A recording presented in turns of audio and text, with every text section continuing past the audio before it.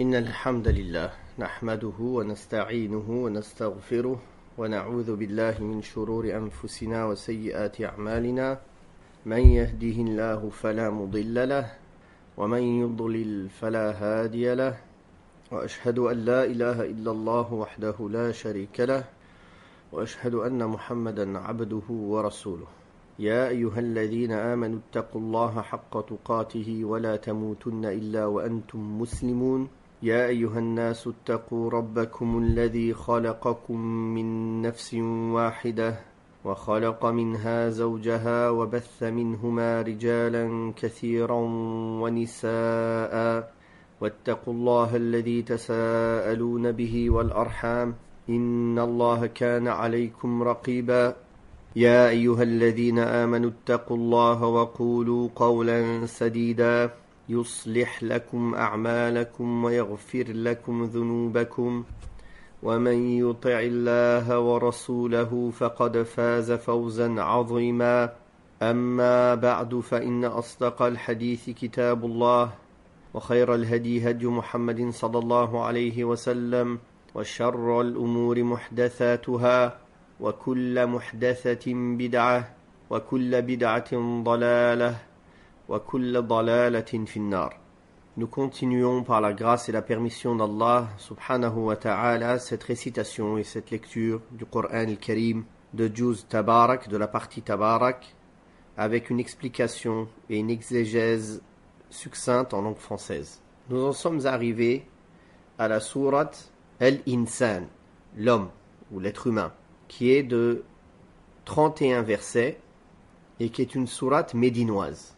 أعوذ بالله السميع العليم من الشيطان الرجيم بسم الله الرحمن الرحيم هل أتى على الإنسان حين من الدهر لم يكن شيئا مذكورا إنا خلقنا الإنسان من نطفة أمشاج نبتليه فجعلناه سميعا بصيرا إنا هديناه السبيل إما شاكرا وإما كفورا إنا أعتدنا للكافرين سلاسل وأغلالا وسعيرا إن الأبرار يشربون من كأس كان مزاجها كافورا عينا يشرب بها عباد الله يفجرونها تفجيرا يوفون بالنذر ويخافون يوما كان شره مستطيرا ويطعمون الطعام على حبه مسكينا ويتيما وأسيرا إنما نطعمكم لوجه الله لا نريد منكم جزاء ولا شكورا إنا نخاف من ربنا يوما عبوسا قمطريرا فوقاهم الله شر ذلك اليوم ولقاهم نضرة وسرورا وجزاهم بما صبروا جنة وحريرا متكئين فيها على الأرائك لا يرون فيها شمسا ولا زمهريرا ودانية عليهم ظلالها وذللت قطوفها تذليلا ويطاف عليهم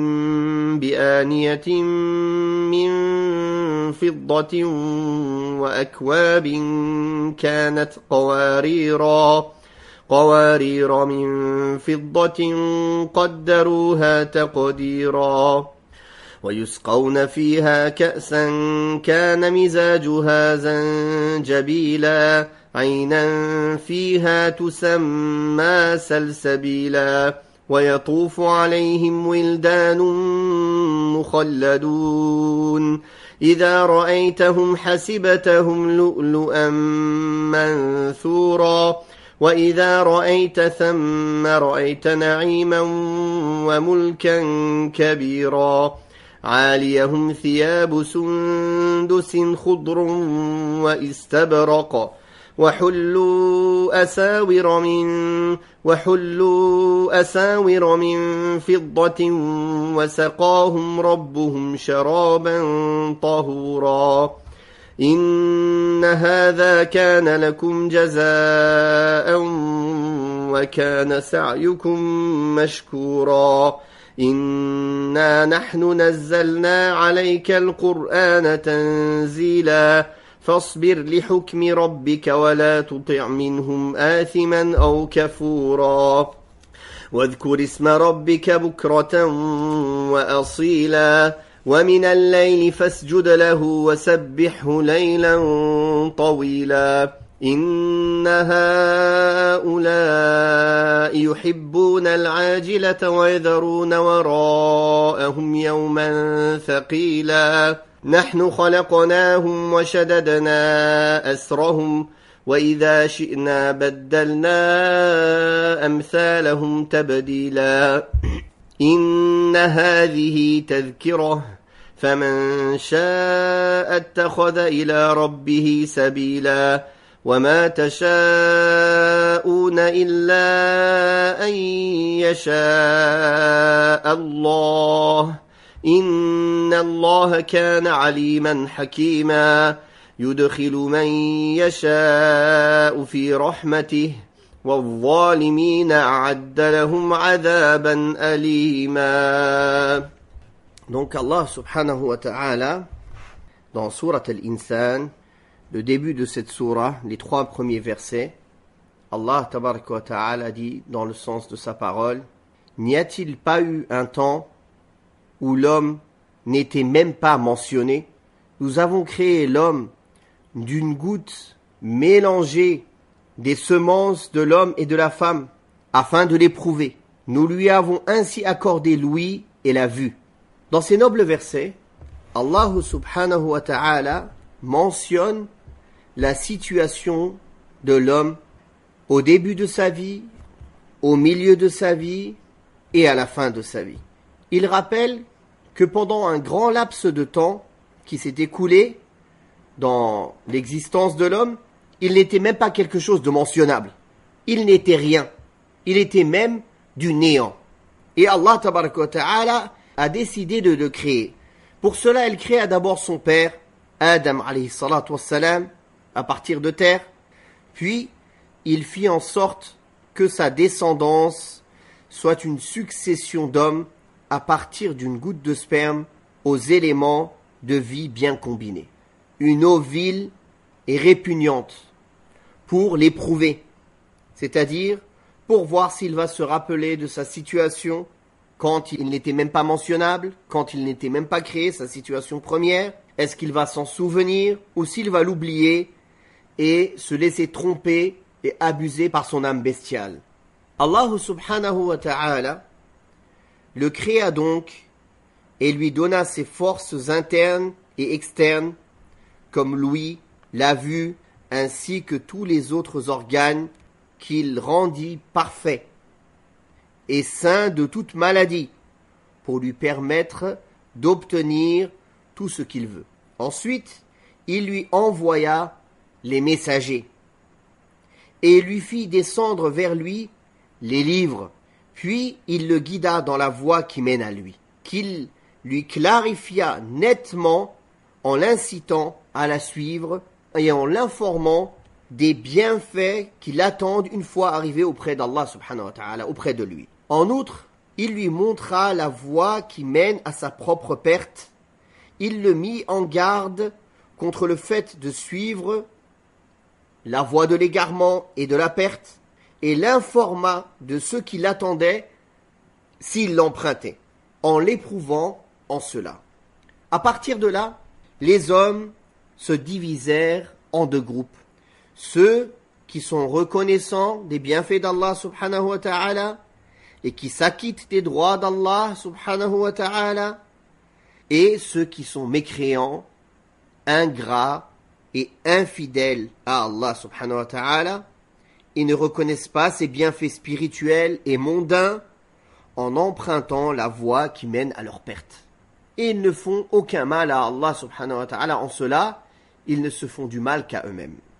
Ensuite, Allah subhanahu wa ta'ala montra la situation des 2 groupes au moment de la rétribution, en disant, dans le sens de sa parole. Donc après le 3e verset, on a oublié de dire le 3e verset tout à l'heure. Et nous lui avons exposé le chemin du bien et du mal, afin qu'il soit croyant reconnaissant ou mécréant ingrat. Donc ça c'était le 3e verset dans le sens. Puis il a dit, nous avons préparé pour les mécréants des chaînes, des carcans et un brasier. Quant aux gens de bien, ils boiront d'une coupe de vin mélangée à du camphre. Allah Ta'ala cite qu'il a préparé aux négateurs, aux mécréants, des chaînes, carcans, brasiers, châtiments, contrairement aux hommes vertueux qui boiront des coupes remplies d'un breuvage ayant la fraîcheur du camphre. Ceux qui ont nié Allah subhanahu wa ta'ala, qui ont rejeté la foi, qui ont accusé de mensonges ses messagers, qui ont commis des péchés, alors dans le feu de l'enfer, des chaînes les attendent. Comme Allah tabaraka wa ta'ala a dit dans un autre verset, dans le sens, puis à une chaîne de 70 coudées, enroulez-le. ثم في سلسلة ذرعها 70 ذراعا فاسلكوه. Voilà ce qui attend les mécréants, ceux qui se sont entêtés dans l'égarement. Puis des carcans, dans lesquels ils seront attachés et enchaînés. Et un brasier, c'est-à-dire un feu qui brûlera leur corps, lesquels serviront de combustible à ce feu. Allah tabaraka wa ta'ala a dit, en parlant de leur corps, qui serviront de combustible à ce feu, chaque fois que leur peau aura été consumée, nous leur en donnerons une autre en échange, afin qu'ils savourent toute l'horreur de leur supplice. Kullama nadijat juluduhum baddalnahum juludan ghayraha liyadhuqul adhab. Et ce châtiment sera éternel, sans fin, à tout jamais. À la différence des vertueux. Qu'Allah tabaraka wa ta'ala, pour qui Allah tabaraka wa ta'ala a préparé des coupes remplies d'un breuvage ayant la fraîcheur du camphre. Les vertueux, ceux dont le cœur est pur, en ce qu'ils renferment comme amour d'Allah subhanahu wa ta'ala et sa connaissance, ainsi que les bonnes vertus dont s'imprègnent leurs organes et leurs actes. Ces vertueux-là boiront dans ces coupes remplies d'un breuvage, une boisson agréable, faite d'un mélange de vin qui n'enivre pas, mélangé à du camphre, afin qu'il le rende doux et frais. Ce camphre est d'une extrême saveur et ne contient aucun des défauts du camphre terrestre mondain de ce bas monde. Dans la mesure où les défauts qui se trouvent dans les choses terrestres, dont Allah nous informe qu'elles se trouvent au paradis, ne se trouvent pas dans celles du paradis. C'est-à-dire toutes les choses et les fruits et les objets dont Allah Ta'ala parle qu'il y a au paradis, ils ont le même nom, mais ils n'ont pas la même nature. Ils n'ont que les côtés positifs amplifiés et aucun côté négatif de ces choses qui pourraient être sur cette terre. Et Allah Tabaraka wa Ta'ala, en citant les choses qu'il y a, les choses, les bienfaits, les délices qu'il a préparés au paradis pour ses serviteurs, il dit dans le sens de sa parole, parmi des jujubiers soigneusement taillés et des bananiers au régime bien garni, fi sidrin makhdoud wa talhim mandoud. Il a dit aussi, à eux la demeure de la paix auprès de leur Seigneur, lahum darus salami inda rabbihim.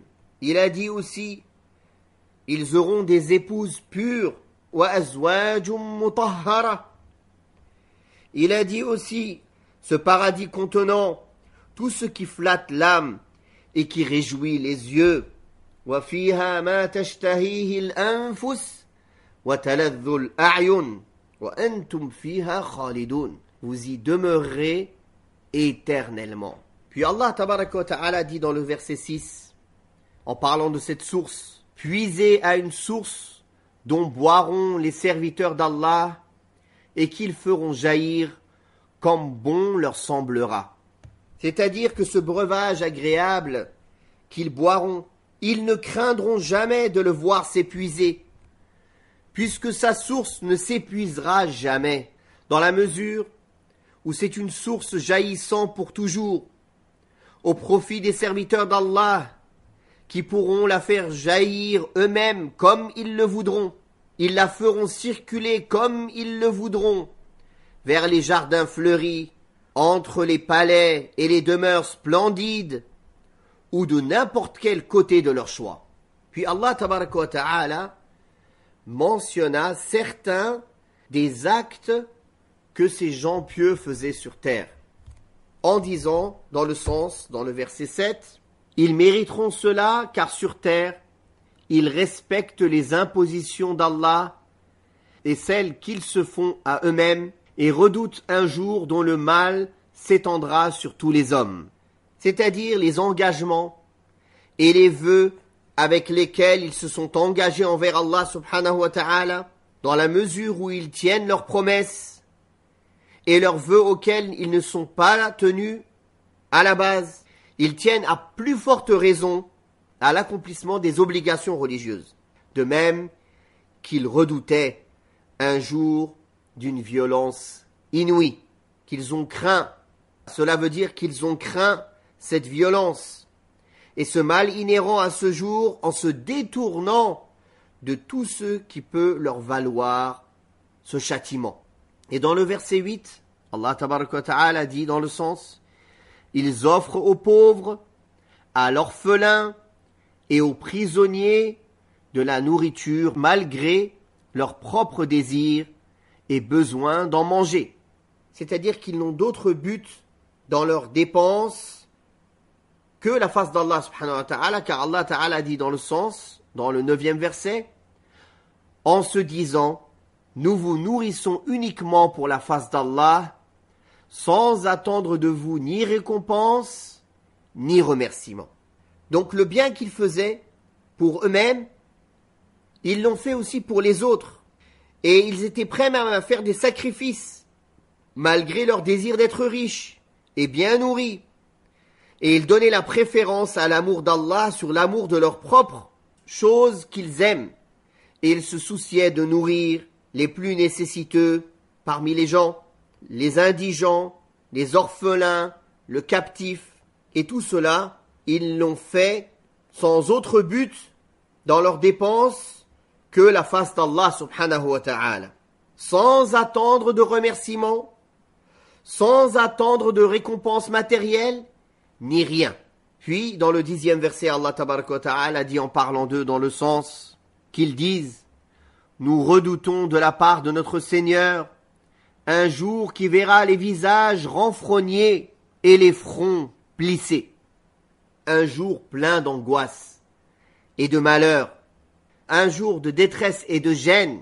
Et c'est pour cela qu'ils ont fait ces actes. Par amour d'Allah subhanahu wa ta'ala et par crainte de ce jour terrible. » Puis, dans le 11e verset, Allah ta'ala dit dans le sens « Allah les protégera du mal de ce jour, fera resplendir leur visage et comblera leur cœur de joie. En récompense de leur patience, il les fera entrer au paradis et les vêtira de soie. Ils y seront confortablement installés sur des divans somptueux et n'y connaîtront ni soleil ardent, ni froid glacial. » Allah tabaraka wa ta'ala les mettra à l'abri de la grande frayeur et les anges les accueilleront en leur disant « Voici le jour qui vous était promis. » Et il leur fera connaître la splendeur sur leur visage et la joie dans leur cœur. Il leur fera réunir la félicité extérieure et la félicité intérieure. Il les gratifiera par ceux qu'ils auront endurés sur cette terre dans l'obéissance d'Allah tabaraka wa ta'ala, en œuvrant dans cette voie autant que faire se peut et en se détournant des péchés, de même qu'en persévérant et en patientant devant les décrets d'Allah subhanahu wa ta'ala douloureux, sans se fâcher, sans se mettre en colère, sans s'irriter contre cela. Et Allah leur donnera en échange de cela le paradis, le lieu de toutes les félicités, le lieu de tous les délices, dépourvu de tout souci, dépourvus de toute préoccupation, habillés de soie. Et comme il a dit dans un autre verset, ils seront parés de bracelets d'or et de perles et vêtus de soie.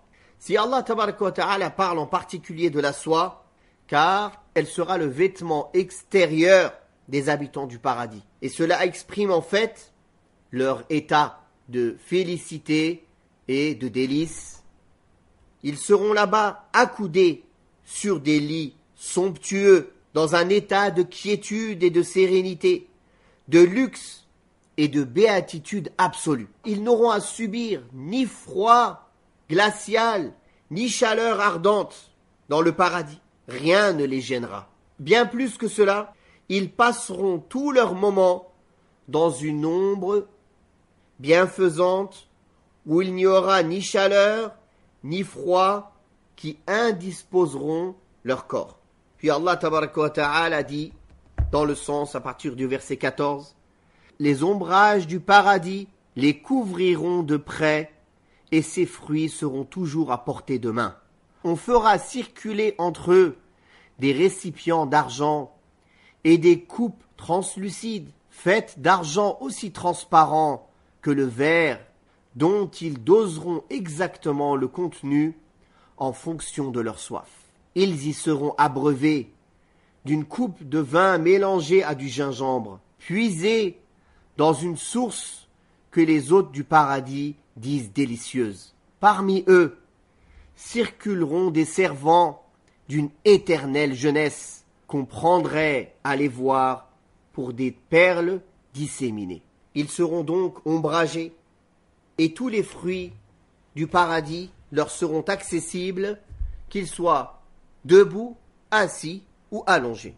Et parmi les élus du paradis, il fera circuler des serviteurs, des garçons immortels, des enfants immortels, avec des vases d'argent et des coupes transparentes, cristallines.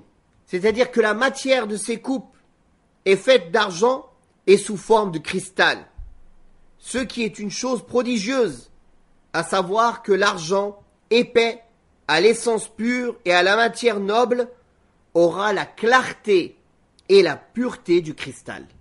Ces coupes en cristal d'argent, dont le contenu sera dosé à leur convenance, c'est-à-dire tant qu'ils veulent, ou bien selon leurs besoins, ni trop peu, ni trop, ou bien tant qu'ils le désireront, et ils boiront dans ces coupes une liqueur ayant la saveur du gingembre, avec un goût et une odeur particulière, magnifique, puisée à une source nommée là-bas Salsabil, une source délicieuse, appelée Salsabil en raison de sa saveur, de son excellence et de son abondance. Et parmi eux circuleront des enfants immortels, tellement beaux et tellement nombreux que l'on croirait qu'ils sont des perles éparpillées. Regardez dans ce monde comment l'être humain aime les petits enfants, tout mignons, tout purs, tout gentils.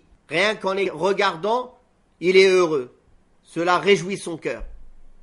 Alors au paradis, il y aura des milliers de servants ou un nombre indénombrable qu'Allah seul connaît de servants qui sont tous des enfants du paradis, éternellement enfants qui sont beaux et éparpillés comme des perles. Allahu Akbar. Juste pour être au service des gens du paradis. Ces enfants ont été créés dans le paradis. Ce sont les enfants du paradis qui sont là pour être au service des gens du paradis, qui ne vieilliront jamais. En plus de cela, ce ne sont pas des enfants qui posent des problèmes. On n'a pas besoin de s'occuper d'eux. On n'a pas besoin de les nettoyer. On n'a pas besoin de les reprendre quand ils font des bêtises. C'est-à-dire, il n'y a que les bons côtés des enfants. Et non pas les mauvais côtés et les difficultés. Ces enfants-là, qui circuleront parmi eux, pour se mettre à leur service et à leur disposition, leur apportant nourriture, boissons et autres. Ces garçons immortels, qui ont été créés d'une manière parfaite.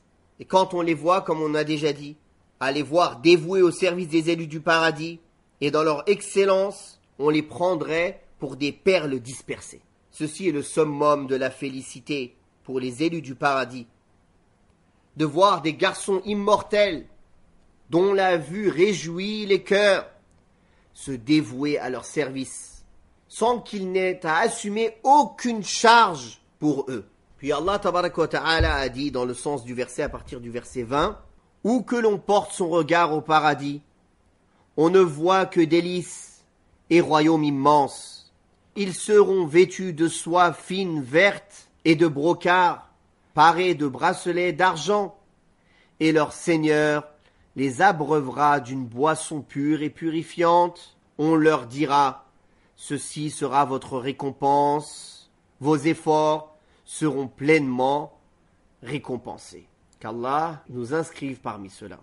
Quand on jette un regard dans le paradis de la félicité, dans lequel baigneront les élus d'Allah subhanahu wa ta'ala, on n'y voit que des délices. Tu n'y verrais que des délices et faste royal. Tu verras l'un d'eux posé comme un roi, posséder des palais et des demeures embellies et fastueuses, ce qu'aucune imagination ne peut décrire. Ce qui n'existe pas sur terre, ce que nul œil n'a jamais vu, nulle oreille n'a jamais entendu, et nul cœur humain n'a jamais imaginé. Il aura comme jardin fleuri, fruits accessibles, rivières coulant entre les jardins. Il aura comme oiseaux paradisiaques, ce qui réjouit les cœurs et emplit de bonheur les âmes. Il aura des épouses parfaites dans leur beauté et leur élégance, réunissant la beauté extérieure et intérieure, ce qui emplit les cœurs de béatitude, de joie et d'allégresse. Il aura aussi autour de lui des garçons immortels et des serviteurs perpétuels qui lui assurent toute la quiétude et la sérénité recherchée, et pour que sa félicité soit parfaite et son allégresse complète. En plus de tout cela, et au-dessus de tout cela, et comme récompense sublime, il jouira de la vue de son Seigneur subhanahu wa ta'ala, le tout miséricordieux, de l'audition de ses paroles, de la jouissance de sa proximité et de la béatitude de sa satisfaction. Tout cela dans une éternité et une augmentation constante, sans jamais se lasser. Une félicité dont l'augmentation est constante et dans laquelle il baignera, sans fin. Gloire à Allah, subhanahu wa ta'ala. Le roi possesseur de toutes choses, la vérité évidente et absolue, dont les ressources ne s'épuisent jamais, de même qu'il n'y a pas de limite à ses attributs, il n'y a aucune limite à sa bienfaisance et à sa bonté, subhanahu wa ta'ala. D'ailleurs, il couvrira les habitants du paradis de satin vert et de brocart.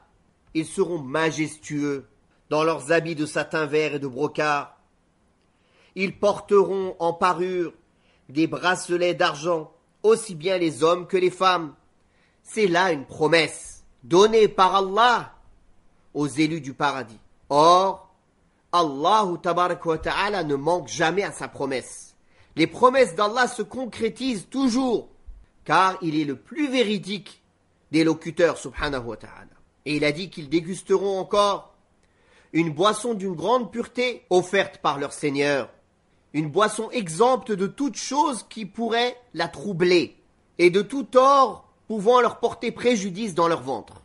Ceci, cette grande félicité, ces dons considérables, est en récompense de ce que vous avez mérité pour vos actes passés, par les efforts que vous aviez déployés, le peu d'actes, avec tous les manquements et les péchés et les faiblesses que vous avez accomplis. Allah tabaraka wa ta'ala vous en récompensera une récompense considérable, décuplée et inestimable. Puis Allah tabaraka wa ta'ala dit dans le sens de ces versets, à partir du verset 23, « C'est nous qui t'avons révélé graduellement le Coran. Patiente donc face au décret de ton Seigneur et n'obéis ni aux pécheurs, ni aux mécréants ingrats parmi eux. Mentionne le nom de ton Seigneur matin et soir. Consacre une partie de la nuit à te prosterner devant lui, et dans la nuit, glorifie-le longuement. Ces mécréants préfèrent la vie éphémère d'ici-bas et négligent d'œuvrer pour un jour à venir terrible. C'est nous qui les avons créés et qui avons fortifié leur constitution. Si nous le voulions, nous les remplacerions par d'autres hommes semblables. Ceci est une exhortation que celui qui le veut emprunte le chemin tracé dans le Coran menant à son Seigneur. Mais vous ne le voudrez que si Allah le veut. Allah est omniscient et sage. Il fait entrer qui il veut dans sa miséricorde. Quant aux transgresseurs, il leur réserve un châtiment douloureux. Allah tabaraka wa ta'ala met en garde ici et promet en disant que c'est lui qui a révélé le Coran graduellement. Et cette mise en garde claire que puisqu'il a révélé le Coran graduellement et il a cité dedans tout ce dont ils ont besoin pour être bien guidés, c'est-à-dire qu'à partir de là, tout le monde est averti. La preuve est établie contre tout le monde. Et c'est à chacun de savoir s'il veut suivre la guidée ou bien suivre l'égarement. C'est ici donc un ordre de mettre en pratique les préceptes du Coran et ses lois d'une façon parfaite en œuvrant à leur application avec persévérance et patience. C'est pour cela qu'Allah tabaraka wa ta'ala a dit « Supporte donc avec patience ce qu'Allah a décrété et n'obéis à aucun infidèle parmi eux, qu'il soit ingrat ou pécheur. » C'est-à-dire, sois patient devant les décrets divins, que cela soit des décrets universels ou bien les décrets religieux, les lois religieuses, et n'en sois pas irrité. Ne te laisse pas détourner de cela par quiconque, et n'obéis à aucun entêté parmi les mécréants et les pécheurs. Car l'obéissance aux mécréants, aux prédicateurs, aux prévaricateurs ou aux pervers ne se fera que dans le péché, car ils ne t'appelleront qu'à ceux qui vont dans le sens de leur passion. Dans la mesure où la patience permet de s'acquitter des obligations d'Allah subhanahu wa ta'ala, de son adoration et de son évocation, Allah ta'ala a ordonné de multiplier son évocation en lui disant « Invoque le nom de ton Seigneur à l'aube et au crépuscule », c'est-à-dire au début de la journée et à sa fin. Dans le terme invocation, entre aussi bien les 5 prières prescrites ainsi que les prières surérogatoires, l'évocation d'Allah et sa louange et sa glorification en tout moment, puis consacre une partie de la nuit à te prosterner devant ton Seigneur, c'est-à-dire le fait de multiplier les prosternations. Or, ceci ne peut se faire qu'à travers la multiplication des prières de nuit et à célébrer longuement les louanges d'Allah tabaraka wa ta'ala la nuit. Et nous avons vu auparavant dans Surat al-Muzammil quel était cet ordre concernant la prière de nuit. Puis Allah tabaraka wa ta'ala, en parlant des mécréants, dit qu'en vérité ces gens-là préfèrent la vie éphémère, préfèrent cette vie empressée, et qu'ils traitent de mensonge le prophète sallallahu alayhi wa sallam et son message, malgré qu'ils aient reçu la vérité, l'exhortation. Tout ceci ne leur a servi à rien, car ils ont continué à préférer la vie éphémère en s'y sentant à l'aise, ne se préoccupant nullement du jour terrible qui les attend. Le jour de la résurrection, dont la durée est de 50 000 années de ce que comptent les hommes. Ce jour-là, les mécréants diront « Voilà un jour bien pénible ». C'est comme s'ils ne furent créés que pour ce bas monde et pour y demeurer éternellement et qu'ils n'allaient jamais mourir et retourner à Allah subhanahu wa ta'ala. Il leur démontra ensuite la possibilité de leur résurrection à travers un argument rationnel, à savoir l'argument du commencement, en disant « c'est pourtant nous qui les avons créés ». C'est-à-dire, nous les avons fait sortir du néant et solidement constitués. Nous avons affermi et consolidé leur création par les nerfs, les veines et les tendons, ainsi que par les forces extérieures et intérieures, jusqu'à ce que le corps devienne complet, parfait et harmonieux.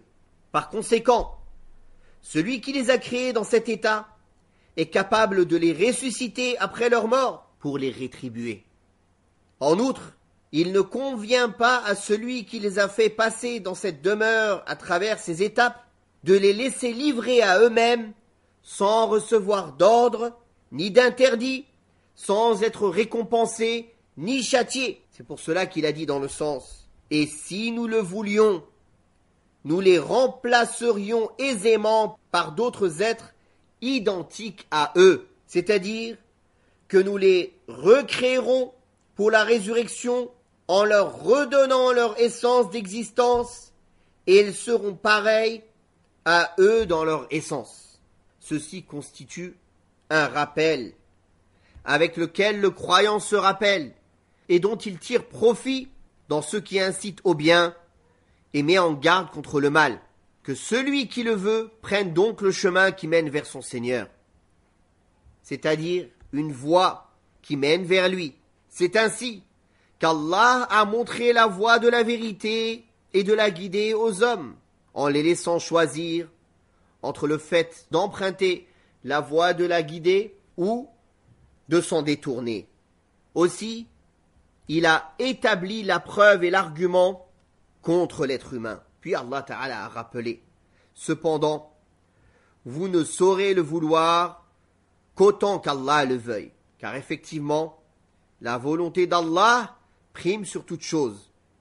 Et Allah est omniscient et sage. Il possède la sagesse de guider celui qui cherche à se guider vers le droit chemin, ainsi que la sagesse d'égarer celui qui cherche à s'égarer vers l'égarement. Il accueille qui il veut dans le sein de sa miséricorde, en le distinguant par son attention particulière, en l'assistant dans l'acquisition des causes du bonheur et de la félicité, et en le guidant dans cette bonne voie. Quant aux mécréants, aux injustes, qui ont préféré l'égarement à la guidance, il leur réserve un châtiment douloureux à cause de leur injustice et de leur inéquité. Qu'Allah tabaraka wa ta'ala nous compte parmi ses serviteurs croyants qui jouiront de tous les délices du paradis, qui seront parmi les rapprochés et les bien-aimés d'Allah subhanahu wa ta'ala, au Firdaus al-A'la, avec les prophètes, les véridiques, les pieux et les martyrs.